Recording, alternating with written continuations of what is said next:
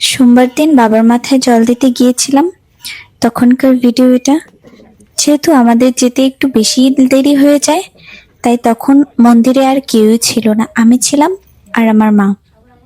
বাবার জন্য একটু মালা গেঁথে নিলাম। এদিকে মা আরতি করছিল বাবাকে। যেহেতু একটু দেরি হয়ে যায়, তাই তাড়াতাড়ি করে মা মাথায় জল ঢেলে নেয় বাবার। তারপর আমিও চলে আসি, বাবার মাথায় জল ঢেলে নিই। এদিকে আমি বাবার জন্য একটা মালা গেঁথে রেখেছিলাম, তাই ভাবলাম বাবাকে সেই মালাটা আগে পরিয়ে দিই। এই দেখুন, ছোট্ট একটা মালা আমি গেঁথেছিলাম, সেটা বাবাকে দিয়ে দিলাম। তারপর মা বলল ওটা 2 হাত দিয়ে দিতে হয়, তাই আমি 2 হাত দিয়ে দিয়ে দিলাম।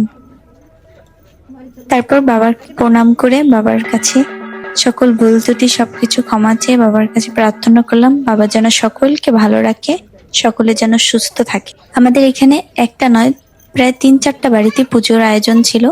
তারপর আমরা অন্য বাড়িতেও চলে যাই। সো ভিডিওটা এই পর্যন্তই, ভালো থাকবেন।